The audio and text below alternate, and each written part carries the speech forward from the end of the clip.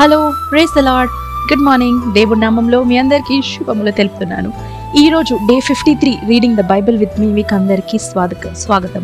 ఒక 2 days మనం reading the Bible with me late అయినందుకు నన్ను మన్నించండి, క్షమించండి. కొన్ని టెక్నికల్ ఇష్యూస్ వల్ల, కొన్ని వర్కింగ్ ఇష్యూస్ వల్ల చేయలేకపోయినాను. కానీ ఈ రోజు నుంచి మనం కలిసి రోజు కూడా బైబిల్ చదువుకుందాం. మనం Psalms 37 చాప్టర్ చదువుకుందాం. Psalms 37 చాప్టర్లో 40 వర్సెస్ ఉన్నాయి.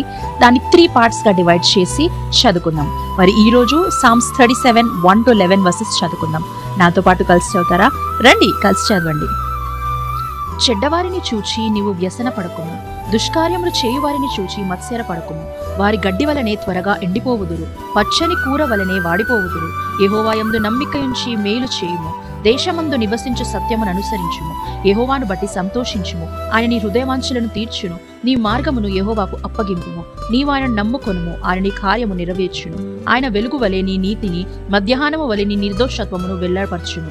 యెహోవా ఎదుట మౌనముగా నుండి ఆయన కొరకు కనిపెట్టుకొనుము. తన మార్గమున వర్ధిల్లు వాని చూచి వ్యసన పడకుము, దురాలోచనలు నెరవేర్చుకొను వాని చూచి వ్యసన పడకుము.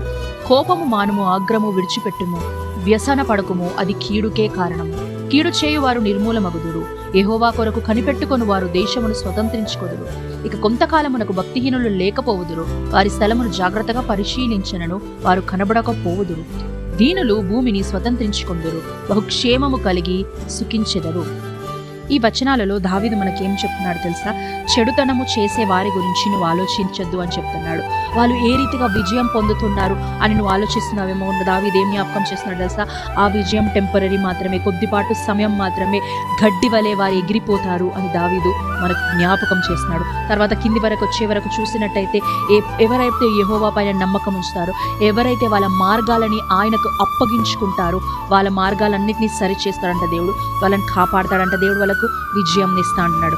ఎవరైతే కిందికి వచ్చే వరకు ఇంకా చూస్తే, ఎవరైతే నిష్కలంకంగా ఉంటారో, చెడుతనంని విసర్జిస్తూ ఉంటారో, వాళ్ళ పక్షాన దేవుడు ఉంటాడు, వాళ్ళ పక్షాన యెహోవా ఉంటాడు అని దావీదు సెలవిస్తున్నాడు. ఇంకేం చెప్తున్నాడు తెలుసా? చెడుతనం చేసే వారి గురించి మనం ఆలోచించకూడదు అని దావీదు మరి ఈ వచనాలలో మనకు జ్ఞాపకం చేస్తున్నాడు. ఆ తర్వాత మనం కింది వర్సెస్కి వచ్చే వరకు చూస్తే, కోపము, అసహ్యము, కోపము, ఆగ్రహము, ఇవన్నీ కూడా మనం విడిచిపెట్టాలి. ఎందుకంటే ఇవి కేవలం నీకు నాకు కీడు చెయ్యనికి మాత్రమే అంటున్నాడు. చివరిగా 10th 11th వర్సెస్కి వచ్చే వరకు దావీదు ఏం చెప్తున్నాడు తెలుసా? ఒక్కటే చెప్తున్నాడు దావీదు, ఎవరైతే దేవుని పక్షాన ఉంటారో, ఎవరైతే దేవుడికి వాళ్ళ జీవితాన్ని సమర్పించుకొని నెమ్మదిగా ఉంటారో, వాళ్ళు ఈ భూలోకంనంతా స్వతంత్రించుకుంటారు అని దావీదు చెప్తున్నాడు. వాళ్ళ పట్ల యెహోవా శాంతి కలిగి ఉంటాడు, శాంతికరమైన జలముల యొద్ద వాళ్ళని నడిపిస్తాడు అని దావీదు జ్ఞాపకం చేస్తున్నాడు. దుష్టులు ఎగిరిపోతారు, వాళ్ళు కనుమరుగైపోతారు అని దావీదు ఈ వాక్యంలో, ఈ వచనాలలో మనకు చెప్తున్నాడు. నిజమే కదా, మనం ఎన్నోసార్లు అనుకుంటాం కదా, ఈ దుష్టత్వం చేసి కూడా వీళ్ళు ఏ రీతిగా విజయం పొందుతున్నారు, ఏ రీతిగా వీళ్ళు మనకన్నా ఎక్కువ స్థానంలో ఉన్నారు. దేవుడు నీకు నాకు ఏం జ్ఞాపకం చేస్తున్నాడు తెలుసా? అది కొద్దిపాటు సమయం మాత్రమే. నువ్వు నిష్కలంక యథార్థంగా నీ మార్గాలను యెహోవాకి అప్పగించుకున్నప్పుడు, నీ అంత అదృష్టవంతుడు ఈ లోకంలో లేడు, నీ అంత ధన్యుడు ఈ లోకంలో లేడు అని ఈ వచనాలలో మనకు సెలవిస్తుంది. మరి ఒకసారి కళ్ళు మూసుకున్నట్టయితే మన జీవితాన్ని ఆయనకు తిరిగి సమర్పించుకుందామా? మన మార్గములను ఆయనకు సమర్పించుకుందామా?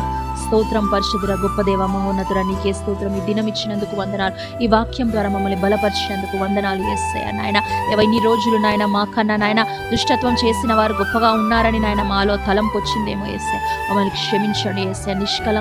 నిష్కలంకంగా అయ్యా మా మార్గాలని నాయన నీ పాద సన్నిధికి అప్పగించుకుంటాం. మాకు శాంతి, సమాధానం, సంతోషం, నెమ్మదిని అనుగ్రహించండి యేసయ్య. నాయన ఈ దినం మాకు ఇచ్చినందుకు నీకే స్తోత్రం చెల్లిస్తున్న యేసు నామములో ప్రార్థించి వేడుకుంటున్నాం స్వామి.